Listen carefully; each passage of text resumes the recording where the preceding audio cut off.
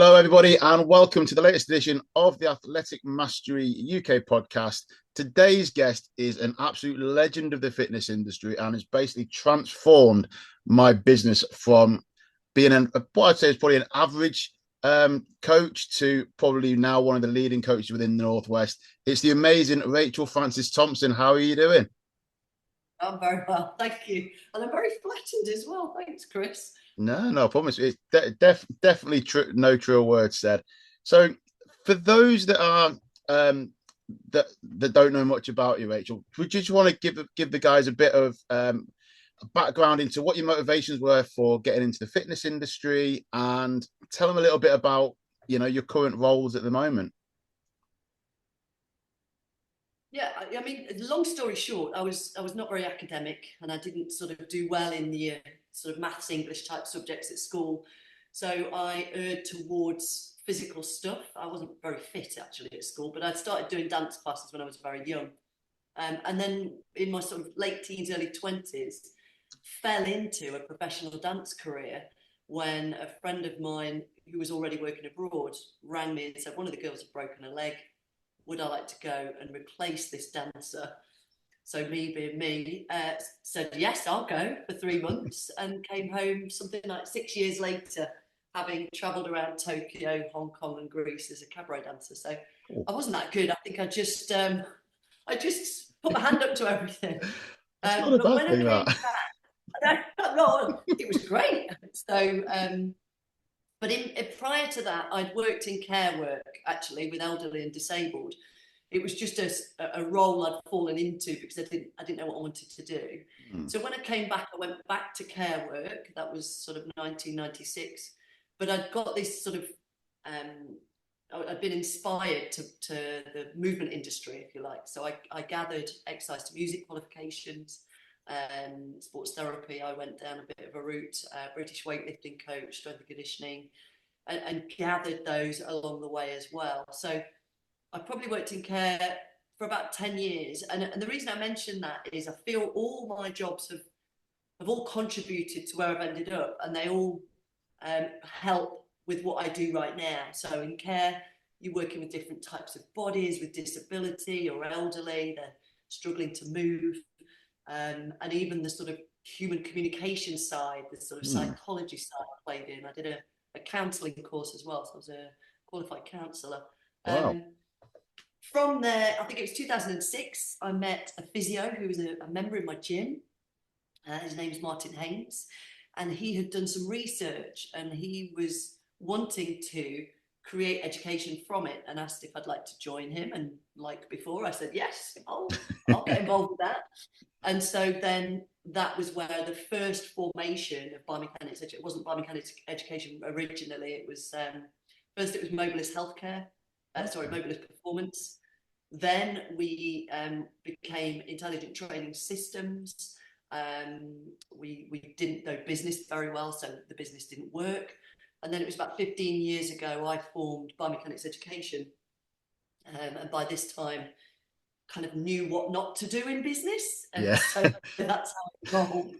The failures are always great lessons, aren't they? Oh, So, 100%. so as a fan of movement, non-academic type personality, very kinesthetic, I was, I guess, given the gift by these mentors. So my dance agent, Dimitri's over in Greece, inspired me to use a gym. Martin, the physio, inspired me to develop my understanding of human movement and biomechanics. And all of these accumulated to me really feeling passionate about helping people like me understand human movement. And so where I struggled to understand technical stuff, I'd found these ways I could communicate it that I'd been shown. And so this is where biomechanics education took a very complex subject. Hmm. And then I really, really enjoy now spending time with people like you in a classroom, talking around how do we assess, evaluate, understand athletes, clients, whether they're elderly or elite level, Hmm. their movement quality based on the way we lead our lifestyles today. Even athletes can have sedentary periods of time. Yeah. And that's really where my passion now lies, is passing on this information that's evolved over 20, 30 years of my career into the biomechanics coaching model, which is obviously how we met. Yeah. No, that's absolutely brilliant. And movement is just, it's so, it's something we do day to day, isn't it? And I don't think people realize that. I mean, I always hear from a lot of the athletes I work with that, the technical football coaches say to a 13, 14-year-old girl, for example, they shouldn't hit the gym. They shouldn't be doing strength training until they're 15, 16. But what they don't, but yet the parents are quite happy to hand them a bag of shopping when they're coming back from Aldi. And they don't realize that that's pretty much the equivalent of, testing imbalance, working on posture, working on, it's pretty much like a farmer's carry, isn't it? So they're always developing the way they move. And one of the things that obviously we hear a lot about in the media at the moment, especially within football, is an increase in ACL injuries. Now, one thing I'm really it sort of baffles me a little bit as to why there isn't such an increase, because in my opinion, if people understood how they move better, the biomechanical makeup of their actual body. I mean, a typical example for me would be the ligament dominance test. If something as basic as that was done, where they identify obviously the relationship between the hamstrings and the quads, they'd probably be in a much better position to reduce the risk of that. I mean, what's your sort of thoughts in regards to things like that? Yeah, it's a good point. And I think when you kind of taking a top level view, we've evolved into a lifestyle that's extremely comfortable, just Yeah, outside of athletics for a moment, where we sit in cars, we sit at desks, we sit on computers. Excuse me. We're no longer walking to work, walking to school, walking to places. Even in school, yeah, young children are told to sit quietly, sit still, stop moving. So there's been quite a big change, certainly over the last sort of 30 years, particularly the last 10 with COVID and changes, and then the speed of technology. So that's one aspect, is we're not moving as naturally as we maybe should have evolved. We had evolved to as hunter gatherers, and so being mindful of that. In terms of understanding movements and loads, the body then isn't as adapted to stress, like where you talk about carrying shopping bags, because you've got trolleys. And I yeah. was going to True. write a blog actually this week about our shopping trolleys giving us neck pain, because Okay. we're not carrying anymore. We're not even carrying the shopping bags. We're pushing a trolley. We put a pound in and we just push it. So we Right. don't Yeah. have to True. carry it. So I think that there are a lot of lifestyle conveniences that are stopping the body be strong and resilient and adapt to stress. That's one thing. In terms of then with athletes or people who are in an activity or choose to take part in activities, taking that into account and then loading the body, for the sport itself, but actually some sports can stress asymmetries. So if you take tennis or even football, they might have a favourite leg that they kick with, a stance leg and their kick leg, for example. And these can actually also enhance asymmetry. So you could say sports actually not that good for the body in some ways, Yeah, and I because totally it agree. Yeah. enhances an asymmetry.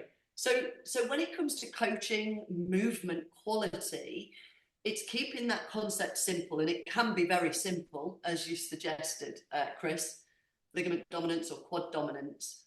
And it's not to say we're looking for perfect alignment. That would be unrealistic, I think.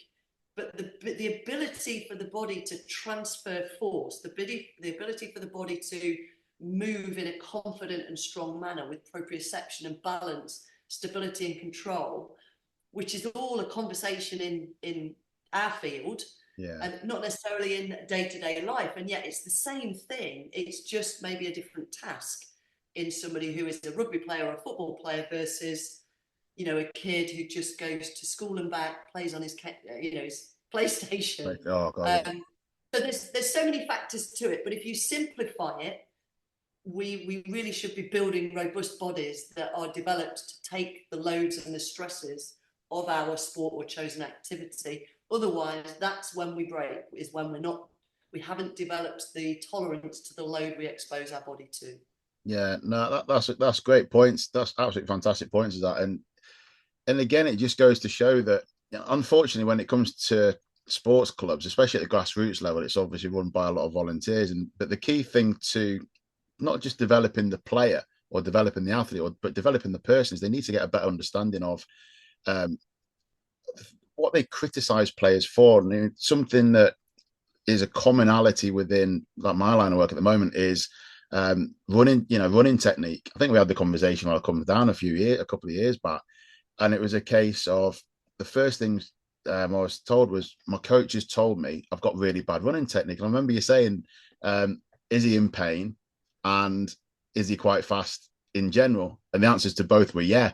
So realistically, he doesn't really need to worry about his running technique, but more about how he's moving in terms of force application, etc., etc. So I think with that, it's being able to develop your knowledge and understand how the body moves, how the imbalances, core stability. Because another thing that again opened my eyes on the course was the core stability is not just doing crunches, it's not just doing planks, it's about your side planks, it's about how you hold your posture, your spinal health, things like that. And it's really, really important that people understand it. I mean, so with that in mind, do you just want to talk a little bit about, what your courses provide towards coaches? I think it's really, really important that they do understand, what a biomechanics coach is, and also the benefits it's going to have to not just sporting world, like we've alluded to, but to day-to-day life. Yeah, and thanks for that opportunity as well, Chris. But I think where it sits at the moment, there's a big disconnect, and there has been for a long time, between exercise and the clinical world. So you mentioned about pain, for example. There are a lot of people now experiencing symptoms, maybe from our modern ailments. And yet the medical world are often failing. And this is really where the crux of biomechanics coaching was born many years ago. It was ahead of the game back 30, 40 years ago. That there are a lot of people in pain where it's not clinical. So the medical world are actually failing because they apply a treatment and the symptoms don't go away. Because more often than not, they might have a sore knee. And if you treat and assess and treat the knee, the problem's coming from the pelvis on the opposite side, then the knee problem will come back if you don't focus on the entire athlete. So the biomechanics coaching model is really about fully assessing every joint and structure within a client or a person, from the pelvis, spine, shoulders, knees, feet, muscles, bones, nerves, irrelevant of sport, symptoms, or anything else, so that we have this really full picture of the human in front of us. That then helps us understand where their limitations are. The symptoms are almost a side effect over here, certainly for those who are qualified to deal with that. If you're not, if you don't have a medical qualification or a clinical qualification, we would just work away from the symptoms. That's the beauty of the program. We can have an athlete who's got runner's knee, sore knees, for example. We leave the knees alone. We would improve the function around the pelvis to take pressure off the knees. We might pay some attention to the feet, and again, that takes pressure off the knees, so that there's this byproduct of pain relief. So we're able to teach biomechanics coaching into both arenas. We teach surgeons, physios, podiatrists. We get a lot of interest from, alongside personal trainers, sports therapists, Pilates teachers, strength coaches, because we're all feeling like there's a missing link in our skill set. And biomechanics coaching sits right in the middle and connects the two worlds. The application might differ, obviously, for a physiotherapist compared to a Pilates teacher, but the skill set's the same. It's taking into account everything. If you're not assessing everything, you could miss that one thing that's contributing to that athlete's energy leak. They may be getting the back pain is coming from something you've not quite taken into account. So it's this very holistic view of fully assessing every joint, structure, system in the body to then follow a system rather than the symptoms, which again takes the responsibility away from us talking around the pain side of things, which is quite complex, and allows us to continue working with individuals with everything taken into account, by not moving the bits that are uncomfortable. But you've got to take the other side of that. So remove pain completely from the equation. 100%, yeah. Performance-wise, you know, if you've got athletes who want to run faster, or they're fatiguing at certain points, they haven't quite got the endurance component nailed down, it could be a biomechanical weak link. We know back in 1982, the Barcelona Olympics, Derek Redmond, who famously went down clutching his hamstring after missing out on the gold, I think it was the 400 meters. He was actually with a biomechanics coach 10 days later, sprinting again.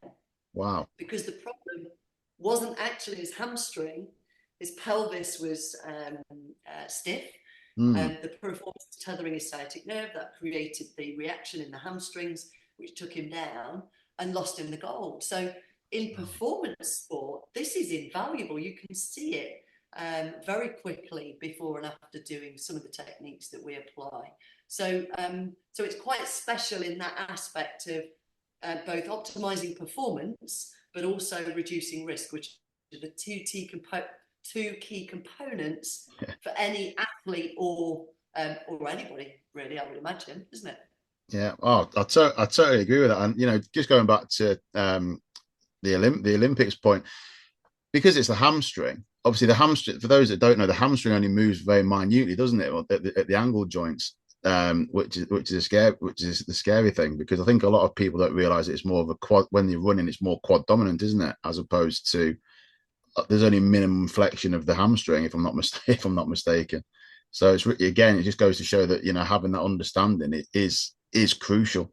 So in terms of the best piece of advice you've had in your career, as either as an athlete when you were doing your dancing, or now, you know, as a coach, obviously coaching thousands of coaches, and again still working with athletes yourself and, you know, day-to-day people, what's the best bit of advice, Rachel, you've had? Yeah, I remember my studio coordinator sort of 20 years ago, Bridget, she said to me once, and it was a retrospective memory of it, that I've always taken with me, but she said to me at one point, it's a really small world, it's a really small industry, a really small world. Treat everyone like they could change your life. And the longer my career's gone on, the more profound it's felt. And it's just been an ethos that I hope that I've always portrayed, that no matter who I meet, no matter what level of interaction we have, I would always like to think that I'm treating everyone like they're important to me at that moment. And it's definitely seen me through times where I thought, I'm glad I was nice to that person. I'm glad, you know, I made a bit of time for that individual because it's come back. So yeah, it's a small world. Treat everyone like they could change your life. No, it's a great point, that, and you know, obviously we sort of alluded to earlier the impact that obviously you've made with me and my coaching business, and that sort of alludes to it. And it's not just myself, but obviously a lot of the other biomechanics coaches as well that, you know, have spoken to, and you see the progress from obviously coming and doing the training. So yeah, totally, you know, you totally do that. So this chat's gone really, really fast, and I'm absolutely gutted that it's gone so quick. But where can people find out more about yourself, more about, you know, if there's coaches that want to get involved with and becoming a biomechanics coach or do CPDs, where can they go? Where can they find you? Yeah, if it's a practitioner who would like to gain the biomechanics coaching diploma, they can find us on biomechanics which is the website. We're on Facebook as Biomechanics Education. Instagram is at biomechanics_education. I've dabbled in TikTok. Wow, you're braver than me. But myself, Rachel Frances Thomson, I'm on Facebook, and I do have a customer-facing site called imefreely.com, where I deliver imefreely classes, which is the interventions, so not the testing, but just the interventions. And that's helping people move more freely with less pain. So there's a couple of those places. I float around LinkedIn occasionally. Yeah. Under my name, Rachel Frances Thomson. So yeah.